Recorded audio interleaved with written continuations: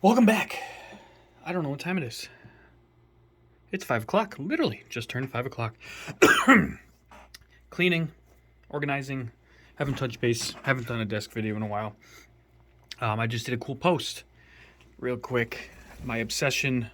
So one thing I haven't talked about, and I might get into it more as like a side thing here with the channel, is obviously colors and this and that. I'm also an old school OG sneakerhead.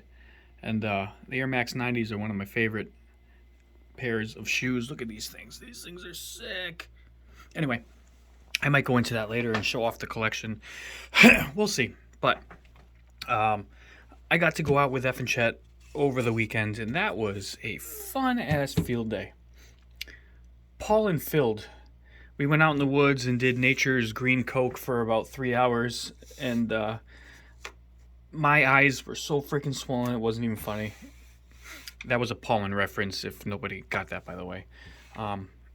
Thank God I took my Allegra before we went. I think I'd be dead. But it took, I think, till last night from my one eye. And if you're new to the channel or didn't catch any of the past videos, my eyes get really sensitive to the pollen, and usually I end up itching it, and once you itch it and scratch your eye gets all swollen and mushy, sags over the eyelid. It's a shit show, and there's not enough Visine to save it.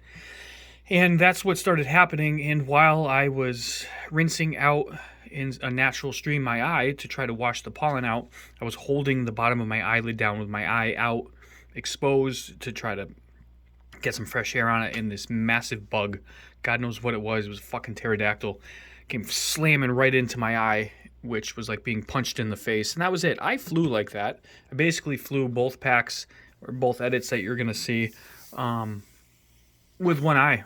It was interesting. My depth perception was off. I was amazed looking back at the footage that I was able to do that, but I got killer edits out. I'm gonna give you a sneak peek in a second, but we had fun. F and Chet, man, you are the man. Man. Every time we go out, I'm trying to adjust my watch, sorry. He keeps pushing himself. For him, hanging out with me and going into the woods, hiking and then flying is his therapy, his savior, and I am super proud to be part of that and to watch him grow in this hobby. Been friends for quite a few years now, and it's amazing, absolutely amazing. There's a rush that I get when I'm up into the tree canopy and I'm flying around that many people just don't get because they're not into that style flying. But you get the rush. You get the idea of the rush, and it's exhilarating. Insanely exhilarating. You know, because when you're freestyling, you can flip the sticks and do whatever you want, and there's no repercussion other than fucking up and crashing, which I've said a ton of times. But you're in basically an open field or maybe around some things, but not 100 feet up in a tree or deep, far away going through the canopy where there is no margin for error. So it definitely gets to the nerves. It is fun. It's exhilarating, and Chet is living it up.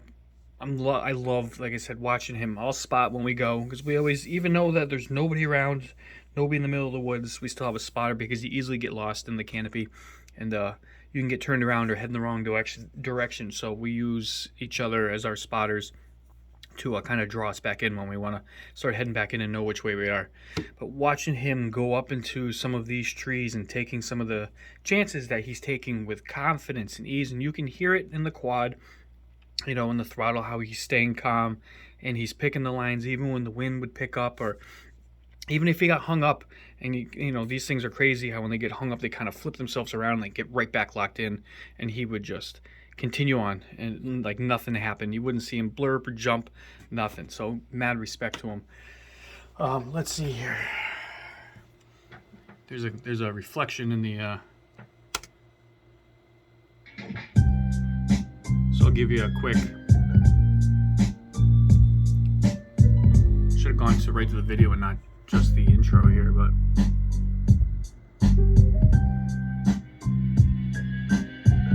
there we go. Crazy little spot in the woods.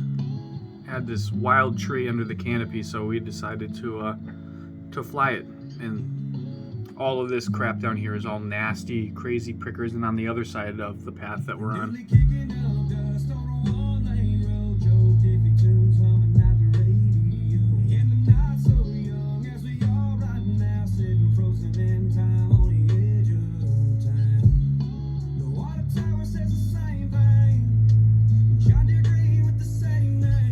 all of that is all prickers, so recovery would have been absolutely insane, and I'm quite a ways away.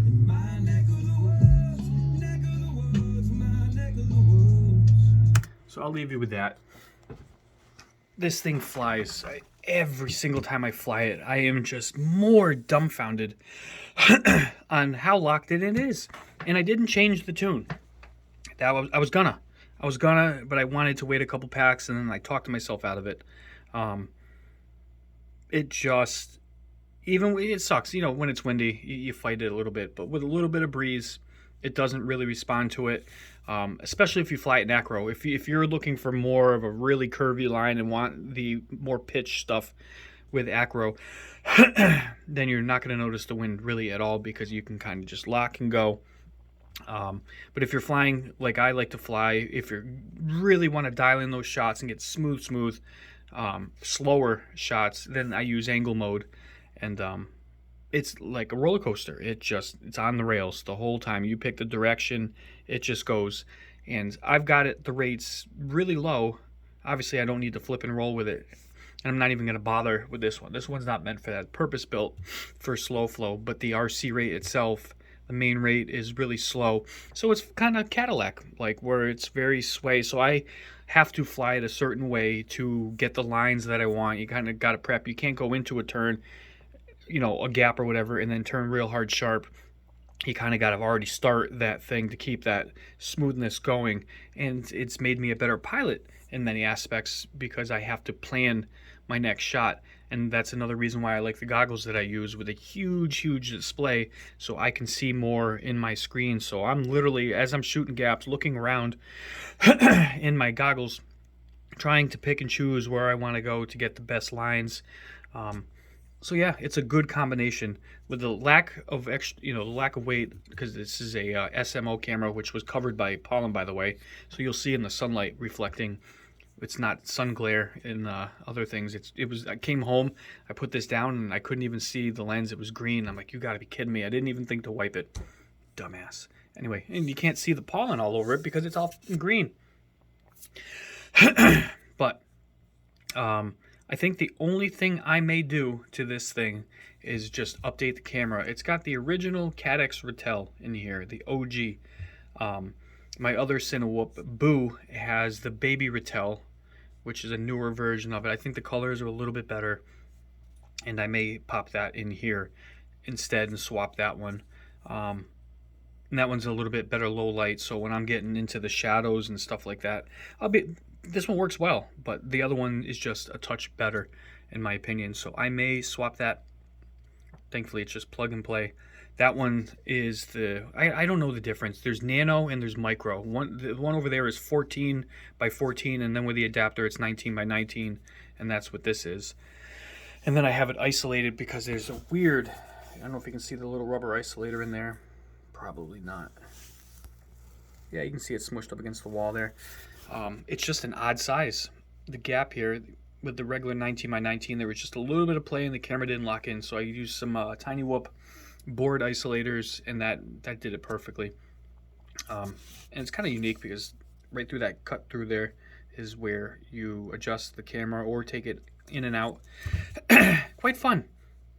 It's a little bit challenging to try to line it up, or if you want to take it apart, you can take apart, you know, the 3 screws that hold the top and bottom plates, and then wiggles out here.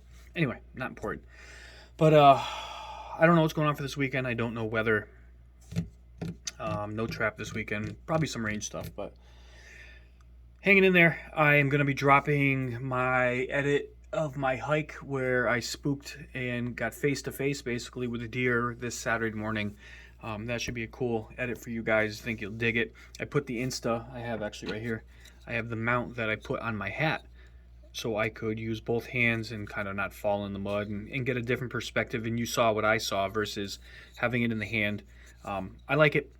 I definitely can't do long clips with it because outside of the case, the battery life, I want to say 20 minutes because I was doing long clips with it, and then right at the spot with the deer, as soon as I kind of backed off, I was going to say something else, and I felt my forehead vibrate because the battery had stopped. It stopped recording, so I had to throw it in the case for about 15 minutes to get back into recording. So I may have to experiment, like I said in one of the other videos, with plugging this in, bringing like a battery backup, or making a different style mount where I can keep it in the case. I don't know. I'm going to experiment with a couple things. I really like the view from the forehead, so you really saw what I saw. I don't remember if I put the video out the other day. So like I said, we went down there and I wanted to check out the oxbow that was starting at the river at the power lines behind the house. And to our disappointing surprise, or saddening, whatever, yes, the river has 100% stopped flowing in that section under the power lines, a very large section. All I had was some leftover water in it, and if the weather stays warm with no rain, it's just going to dry right out. So it was too muddy, and the brush was too thick to try to get into there. But once we can get down there and kind of clear a path, I still want to fly that whole section, document it to tribute. I don't know, because it's been there and been that way since I was a young man, and that was a long time ago. So at least show the world what it looks like. Chet wants to bring down his Spark, so we might be able to really get a good shot with it, with the Spark that he's got, DJI. So on that note, I'm gonna see what's going on upstairs, figure out dinner and all that fun stuff. Today's Thursday. Wednesday? Today's Wednesday. I don't know what the hell's on TV tonight. But stay tuned. Thank you for watching. Share your thoughts. Let me know what you think of the sneakers and the whole spiel. If you're a sneakerhead and want to see more, or all that fun jazz. And I have a pair of shoes that actually matches those too. Yeah. Anyway, deuces.